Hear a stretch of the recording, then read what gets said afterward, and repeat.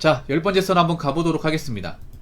댓글 컨텐츠고 영상 제목, 서울에서 사는 걸 자랑스럽게 여기던데 대부분 상경한 사람은 사는 게 아니고 겨우겨우 버티는 겁니다 라는 영상이 달리는 겁니다.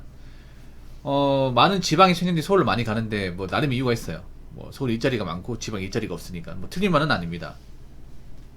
그러면 서울에 갔으면 좀 잘 살아야 되잖아요. 근데 잘 살기가 힘듭니다. 서울에 가가지고 이제 나름 자리 잡고 능력 인정받으면서 사는 분들은 정말 소수입니다. 소수. 아니, 서울 토박이 분들도 서울에서 이제 능력 갖추고 사는 게 쉽지 않은데 당연히 지방에서 올라온 사람 더 힘든 거 아니야? 훨씬 더 불리하죠. 왜냐하면 서울에 나고 자라신 분은 서울에 그래도 집이 있잖아요. 자가가 있지 않습니까? 부모님 집이 있잖아요. 근데 지방에 있는 사람들은 뭐예요? 월세 아닙니까? 월세. 거기다가 그 서울에 나고 자란 분들이 스펙이 좋을까 아니면 지방에 있는 사람 스펙이 좋을까? 당연히 서울에 나고 자라는 게 더 낫겠죠. 상식적으로. 그러면 지방에 서울 올라간 사람들 중에 상당수는 그렇게 썩 뭐 보수가 괜찮지 않은 그런 일 하면서 좀 근근히 먹고 살 가능성이 큽니다. 물론 서울이 좋은 게 일자리가 많아요. 일자리가 많습니다. 알바 자리도 있습니다. 근데 문제는 그런 일들이 보수가 막 그렇게 많지는 않아요. 네, 많지 않습니다. 그리고 돈을 웬만큼 많이 벌지 않으면 이 주거 비용으로 상당히 많이 나갑니다. 주거 비용과 생활 비용으로. 서울 아시겠지만 물가가 비쌉니다. 단순히 뭐 월세만 비싼 게 아니라 뭐 식비, 교통비, 부대 비용이 다 비싸요. 서울에서 아마 택시를 타면 만원 밑으로 나온 경우가 없을 겁니다. 예. 그래서 저는 그렇게 생각해요. 정말 서울에서 잘 살겠다는 각오가 아니라면, 아니면 내가 서울에서 정말 괜찮은 직장을 다닐 수 있을 만한 그런 능력을 가진 사람이 아니라면 서울에서 이제 사는 거 다시 한번 생각해 봐야 돼요. 왜냐하면 지금 보면 말이 좋아 서울 사는 거지 정말 힘들게 사는 분도 많아요. 근데 착각을 하는 게 뭐냐면 내가 지방에 있다가 서울 가면 잘 사는 줄 알아요. 서울에 있으면. 아니, 서울에 잘 산다는 건 뭐예요?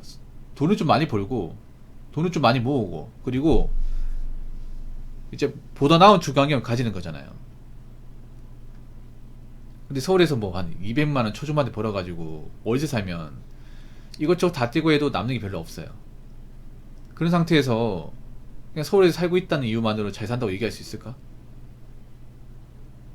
뭐 지방에도 빈곤층이 있지만 우리 서울에 빈곤층이 더 많을 거야 아마.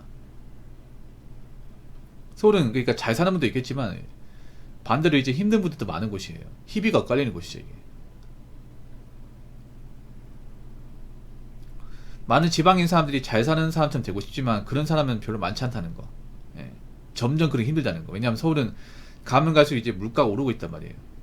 그런 월세나 이제 이 주거 비용에 대한 물가가 오르고 있죠. 그래서 저는 앞으로 서울이 월세가 기본 100만 원씩 받는 시대가 올 거라 생각합니다. 한 달 월세가 100만 원. 그만큼 또 내 보수가 오르냐? 보수는 그만큼 또 안 오를 것 같아요. 그래서 버티지 못하는 사람들이 많이 생길 겁니다. 지금도 매달 겨우겨우 연명하듯이 버티는 사람들 분명히 있을 거예요. 있을 겁니다. 서울도 중소기업이 많거든요.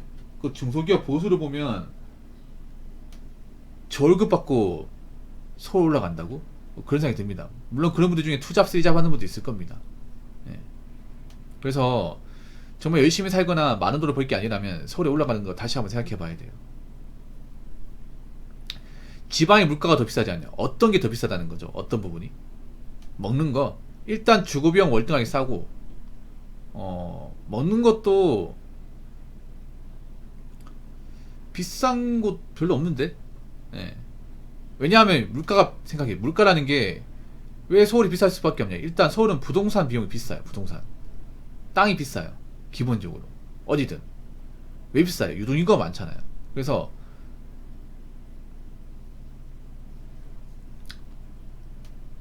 벽지. 그러니까 이제 도서지역. 그러니까 이제 뭐 섬지역이나 아니면 이제 해안가 이런 데 비쌉니다. 왜냐면 관광지이기 때문에. 보통 관광지가 비싸죠. 보통 대표적으로 강릉이나 속초 같은 데는 엄청 비쌉니다. 서울보다 더 비싸요, 거기는.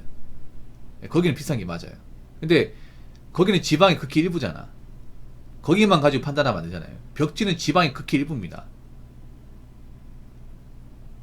보통 지방을 얘기할 때는 한강 이남의 지역을 다 지방을 얘기해요. 광시까지 포함해서 넓게 보자면.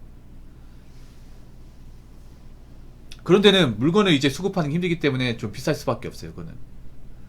근데 그런 거 외에 이제 부동산 같은 건 좀 쌉니다. 왜냐하면 우리가 살아가는데 가장 지출이 심한 게 바로 이제 월세예요, 월세. 지금 많은 분들이 월세 부담이 시달리는 분들 많단 말이야, 이게. 근데 월세는 가면 갈수록 오를 겁니다. 가면 갈수록. 자, 댓글 한번 읽어보도록 하겠습니다. 서울 살아보니까 연봉 1억 안되면 살 곳이 아닙니다. 삶의 질도 너무 안좋고 옆 동네 가는데 출퇴근 시간에 1시간 걸리는 거 보고 치가 떨렸습니다. 놀 때는 많은데 돈 있어야 놀죠. 근데 1억 안되면 살 곳이 아니다.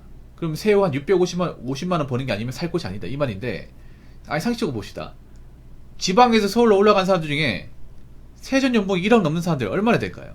얼마나 되겠습니까? 사실상 없어요. 거의 없습니다. 아니, 서울에서 나고 자라신 분들도 연봉 1억 넘는 사람들이 그렇게 많지 않을 텐데, 당연히 지방에 상경한 사람들 중에는 거의 없겠죠, 이게 여러분.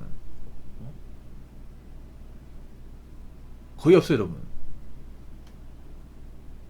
1억 이상 벌어도 뭐 내가 부모님한테 도움 받는 거 아니면 사실 좀 빡세긴 합니다, 이게. 그래도 잘 버는 거죠, 이게. 근데 연봉 1억이 아니라 연봉 5천만원 미만도 굉장히 많습니다. 5천만원 미만,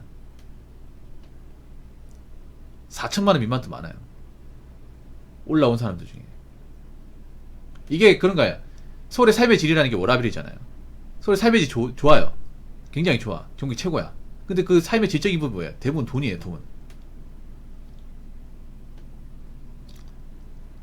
삶의 질이 좋은 곳일수록 어때요? 월세가 비싸고 부동산 가격이 비쌉니다. 당연한 거 아니에요. 서울은 역세권이 아니냐에 따라서 월세 가격이 진짜 천차만별이죠. 집값도 천차만별이고, 한강이 보이냐 안 보이냐에 따라서 집값이 엄청나게 많이 왔다 갔다 합니다. 그리고 서울에는 공짜가 없어요, 이게. 돈이 없으면 그냥 그림이 떡이야, 이게. 그러니까 내가 만약에 돈을 많이 벌지 못한다, 그럼 저는 삶의 질을 못 누리죠. 왜냐면 삶의 질 누리면 다 돈으로 나가기 때문에 유지가 안 돼, 이게. 그래서 지방에서 이제 올라오신 분들은 어떻게 합니까?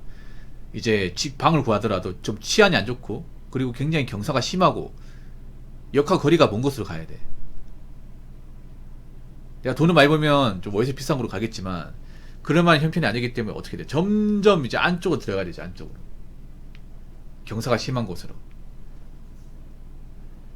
그래서 뭐 반지하 같은 사는 분도 아직도 많이 있고, 옥탑방 사는 것도 많이 있고. 서울의 옥탑방 또 웃기게 뭐냐면 엄청 높아요, 이게. 엄청. 거의 뭐 옥탑방이 거의 5층 높이에요. 뷰는 좋겠네요, 높은 데 있으니. 근데 생각해보세요. 퇴근하고 왔는데 이미 오르막길에 올라왔는데 또 계단 올라가야 돼요. 5층 높이 된 계단 올라가야 돼. 뭐 다리가 퉁퉁 붓겠습니까, 안 붓겠습니까? 엄청 붓겠죠, 이게.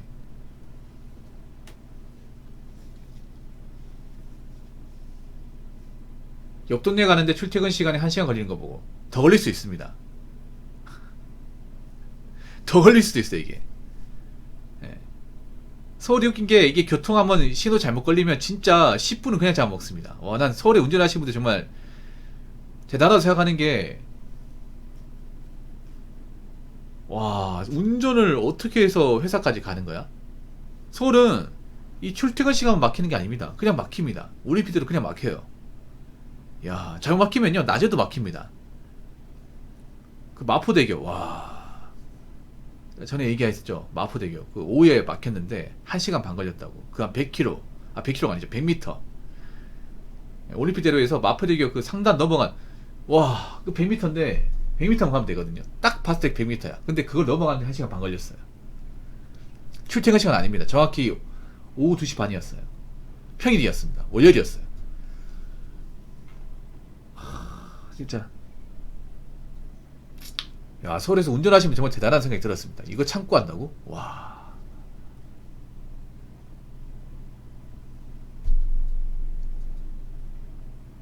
그리고 서울은 또 문제가 차를 마음대로 또 댈 곳도 없어. 이게 주차장도 별로 없습니다. 그래서 유주차장 이용해야 돼. 그래서 아마 차 운전하시는 분들은 주차비용도 많이 들 거예요. 이게 서울이 뭐 이렇게 놀 데도 많고 문화도 즐길 곳도 많습니다. 당연히 많죠.